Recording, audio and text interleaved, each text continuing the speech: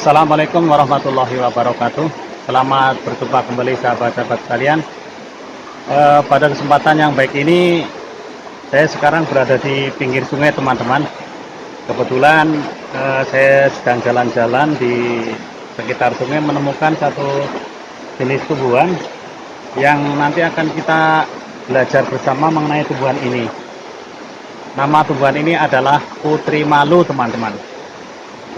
Tentunya teman-teman semuanya tidak asing dengan satu jenis tumbuhan ini, karena tumbuhan ini hampir tumbuh di seluruh wilayah Indonesia, dan termasuk di Kalimantan ini tumbuhan putri malu ini juga banyak kita jumpai di banyak tempat, teman-teman semuanya.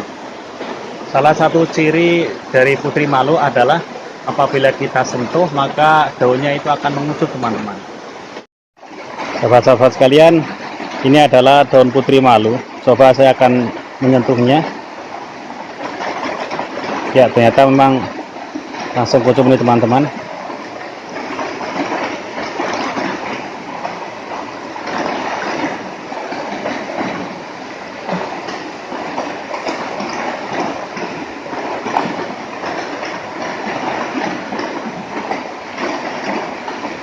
Ya, mengucap semuanya setelah digoyang, teman-teman. Ini semua batangnya ini berduri, teman-teman. Di batang juga ada durinya, kemudian di sepanjang tangkai daunnya ini berbulu, teman-teman. Ini kalau kita dekatkan, ini ada durinya, teman-teman.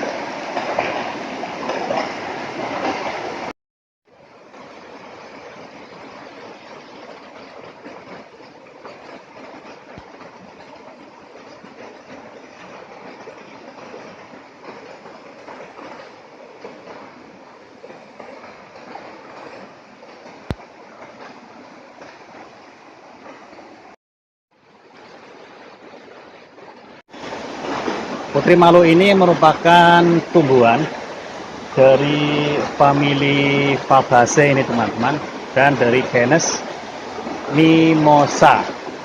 Jadi dari genus Mimosa ini termasuk dari genus jenis kolong-kolongan ini, teman-teman. Dan ini banyak kita jumpai baik itu di tempat terbuka maupun di tempat tertutup.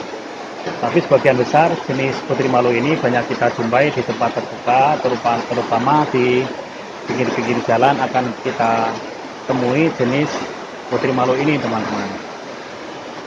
Untuk nama spesiesnya, putri malu ini memiliki nama spesies Mimosa pudica.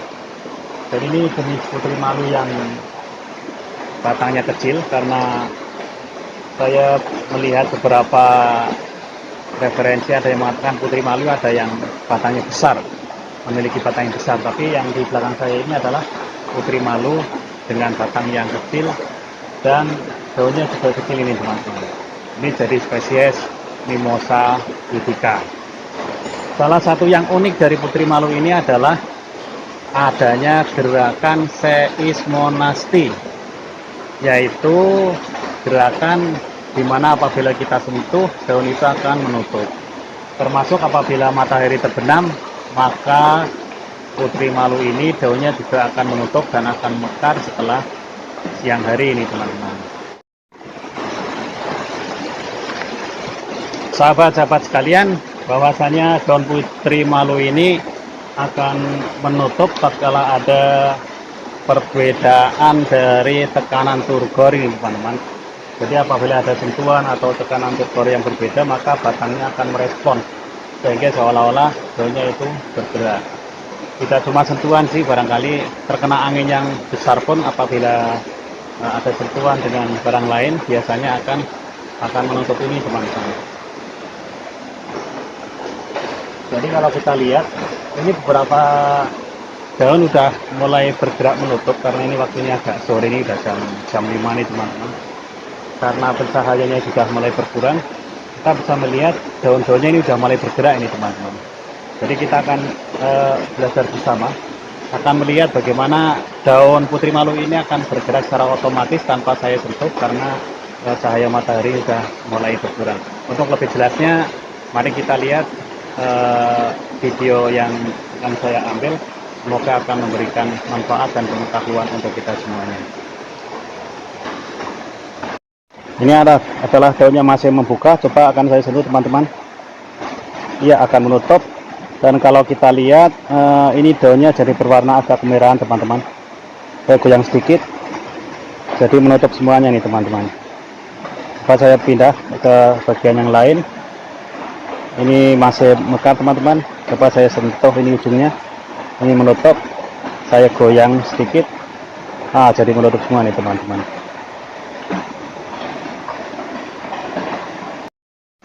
Ini sudah mulai sore teman-teman, jadi kalau kita lihat ini daunnya sudah mulai bergerak sendiri-sendiri, mulai menutup.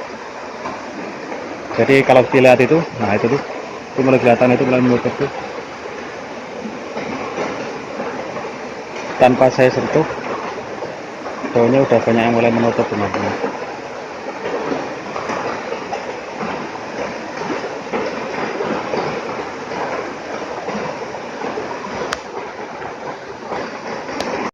Dan ini adalah bunganya, bunga yang belum mekar berwarna kemerahan ini teman-teman. Ini adalah daunnya, ini adalah bunganya teman-teman. Ini adalah bunganya berwarna pink kalau dilihat teman-teman.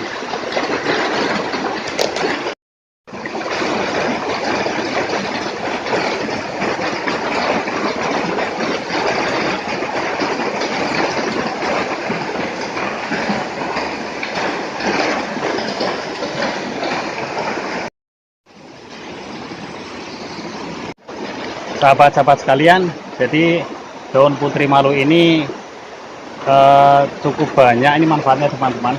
Jadi biasanya orang sering menggunakan dari toko putri malu ini untuk membuat bonsai.